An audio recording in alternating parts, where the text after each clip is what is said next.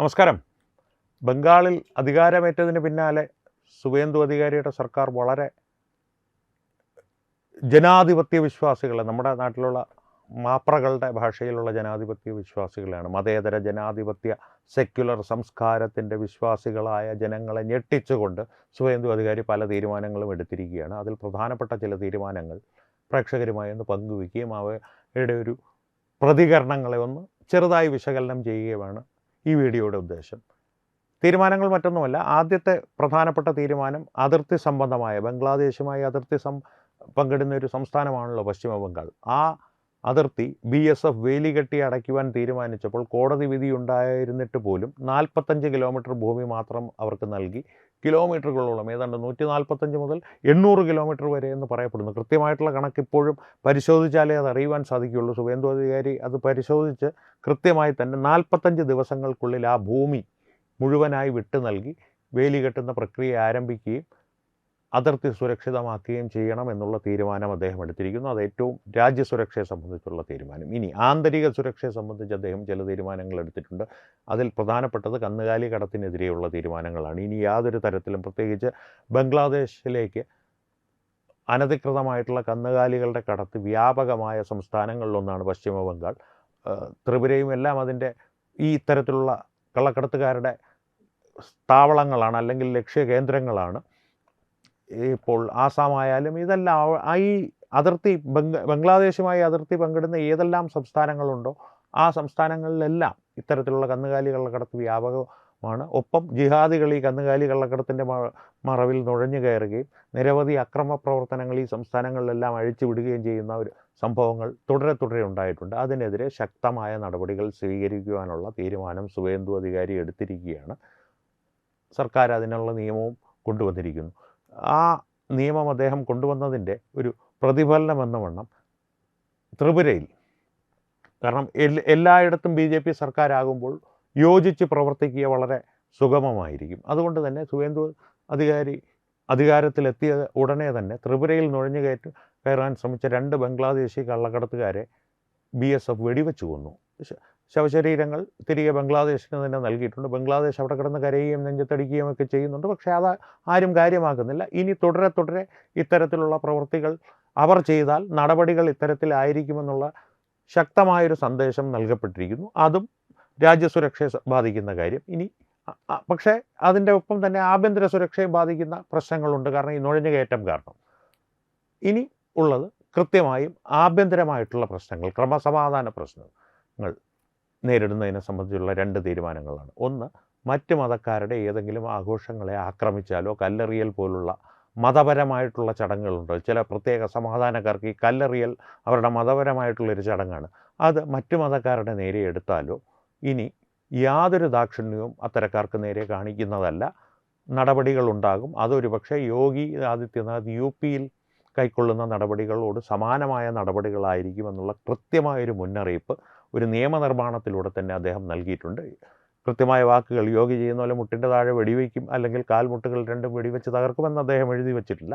പക്ഷേ കർശനമായ നടപടി എന്നുള്ളത് നിയമത്തിൽ എഴുതി വയ്ക്കുകയും ഒപ്പം യോഗി ആദിത്യനാഥിൻ്റെ നടപടികളുടെ ഒരു ഫാനാണ് ഞാനെന്ന് പ്രഖ്യാപിക്കുകയും ചെയ്യുന്ന ഒരു മുഖ്യമന്ത്രി ഇരിക്കുമ്പോൾ, അധികാരത്തിലിരിക്കുമ്പോൾ നടപടികൾ എങ്ങോട്ട് പോകുമെന്നുള്ളത് ഊഹിക്കാവുന്നതല്ലേ ഉള്ളൂ.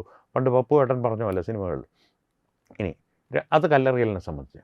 മൂന്നാമത്തെ പ്രധാനപ്പെട്ട തീരുമാനം പൊതു നിരത്തുകളിലുള്ള നിസ്കാരങ്ങളെ സംബന്ധിച്ചാണ്. കാരണം ഈ മമതാ ബാനർജിയുടെ സർക്കാർ അധികാരത്തിലിരുന്ന 15 വർഷങ്ങൾ പൊതുനിരത്തുകളിൽ മാത്രമേ ഇത്തരക്കാർ നിസ്കരിക്കുകയുള്ളായിരുന്നു. എന്തിനു പറയുന്നു? പ്രതിരോധ മന്ത്രാലയത്തിൻ്റെ കീഴിലുള്ള അധീനതയിലുള്ള റെഡ് റോഡ് എന്നൊരു പ്രദേശമുണ്ട്. ആ പ്രദേശത്ത് പോലും നിസ്കരിക്കണമെന്ന് വാശി പിടിച്ച് സൈന്യം അതിനനുവദിക്കാതെ ഒടുവിൽ അതിനപ്പുറത്തുള്ള ഒരു സ്ഥലത്ത് നിസ്കരിക്കുവാനുള്ള അനുവാദം മമതാ ബാനർജി ഇടപെട്ട് വാങ്ങിക്കൊടുക്കുന്ന സന്ദർഭങ്ങൾ വരെ ഉണ്ടായിട്ടുണ്ട്. അത്തരം സാഹചര്യങ്ങളിലൂടെ കടന്നുപോയിക്കൊണ്ടിരിക്കുന്ന ഒരു സംസ്ഥാനമായിരുന്നു പശ്ചിമ ബംഗാൾ.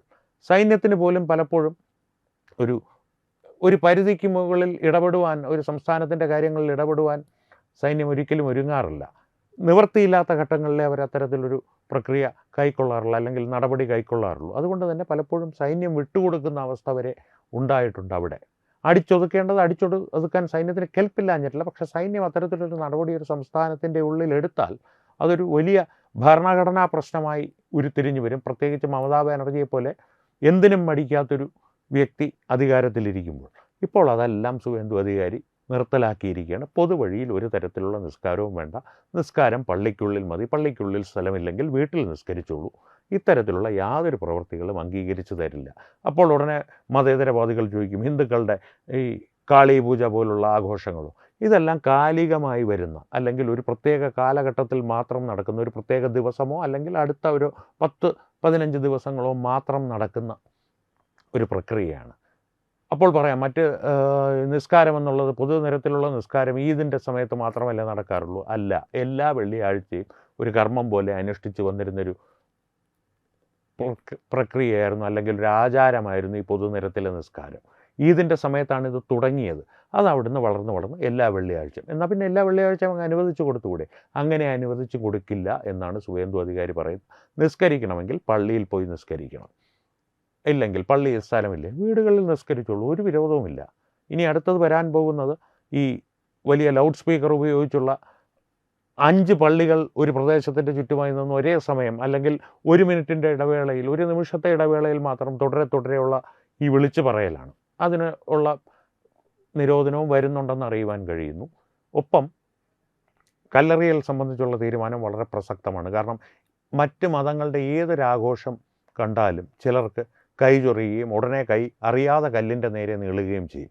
ആ കല്ലെറിയുന്നത് കാബയിൽ പോയി ചെകുത്താനെ കല്ലെറിഞ്ഞാൽ മതി, അല്ലെങ്കിൽ മക്കയിൽ പോയി ചെകുത്താനെ കല്ലെറിഞ്ഞാൽ മതി. പശ്ചിമ ബംഗാളിൽ മറ്റേതെങ്കിലും മത ആഘോഷങ്ങൾക്ക് നേരെ കല്ലെറിഞ്ഞാൽ 2 മുട്ടും സർജറി ചെയ്യാനുള്ള കാശ് ബംഗ്ലാദേശിൽ നിന്ന് കൊണ്ടുവരേണ്ടി വരും എന്നാണ് സുവേന്ദു അധികാരി ഇത്തരക്കാരെ അറിയിച്ചിരിക്കുന്നത്. എന്തായാലും ആദ്യ ദിവസങ്ങളിൽ തന്നെ ഇത്രയും തീരുമാനങ്ങൾ എടുത്ത സുവേന്ദു അധികാരിയെ വിമർശിക്കുന്ന മതേതരർക്ക് പിന്തുണ നൽകിക്കൊണ്ട് മാപ്രകൾ കേരളത്തിൽ ഉടനെ തന്നെ മുന്നോട്ട് വരുമെന്ന് പ്രതീക്ഷിക്കുന്നു. നമ്മുടെ പിന്തുണ എന്തായാലും സുവേന്ദു അധികാരിക്കാണ്. നിസ്കാരം പള്ളിയിൽ മതി, അല്ലെങ്കിൽ വീട്ടിൽ മതി. കല്ലെറിഞ്ഞാൽ മുട്ടുകാൽ അടിച്ചൊടിക്കുമെന്ന് പറയില്ലേ, അടിച്ചൊടിക്കേണ്ട കാര്യമില്ല. കാരണം ഇപ്പോൾ സാങ്കേതികവിദ്യ വളർന്നതുകൊണ്ട് മുട്ടുകാൽ ഒടിച്ചു കളയും. എന്തായാലും സുവേന്ദു അധികാരി തകർക്കുന്നുണ്ട്. മറ്റൊരു യോഗിയോ ഹിമന്ത് ബിസ്വയോ, അല്ലെങ്കിൽ ഒരുപക്ഷെ അവർ തന്നെ അസൂയയോടുകൂടി നോക്കിക്കാണുന്ന ഒരു ഭരണാധികാരിയോ ആയി മാറും അദ്ദേഹം എന്നുള്ള കാര്യത്തിൽ BJP പ്രവർത്തകർക്ക് സംശയമൊന്നുമില്ല. നമ്മുടെ കാര്യത്തിൽ എങ്ങനെയായിരിക്കും അദ്ദേഹത്തിൻ്റെ പ്രവർത്തന രീതി എന്നുള്ളത് നാം സസൂക്ഷ്മം നിരീക്ഷിച്ചുകൊണ്ടിരിക്കുകയാണ്. കൂടുതൽ വിവരങ്ങൾ പുറത്തു വരുന്നതനുസരിച്ച് നിങ്ങളുമായി പങ്കുവയ്ക്കാം. വീണ്ടും കാണാം. നന്ദി, നമസ്കാരം. വിട്ടുവീഴ്ചയില്ലാത്ത നിലപാടുകളുമായി ദേശീയതയുടെയും സമാജത്തിൻ്റെയും ശാക്തീകരണത്തിനു വേണ്ടി തത്വമയിയുടെ ജൈത്രയാത്ര തുടരുകയാണ്. യൂട്യൂബിൽ മാത്രം തത്വമയിക്ക് 10 ലക്ഷം സബ്സ്ക്രൈബേഴ്സിലേക്ക് എത്താൻ ഏതാനും ചുവടുകൾ മാത്രമാണ് ബാക്കി. മറ്റ് സോഷ്യൽ മീഡിയ പ്ലാറ്റ്ഫോമുകളിലും തത്വമയിയുടെ നിറസാന്നിധ്യം തുടരുകയാണ്. ഈ അവസരത്തിൽ ഞങ്ങൾക്ക് നിങ്ങളോടുള്ള അഭ്യർത്ഥന ഞങ്ങളോടൊപ്പം നിൽക്കുക എന്നുള്ളതാണ്.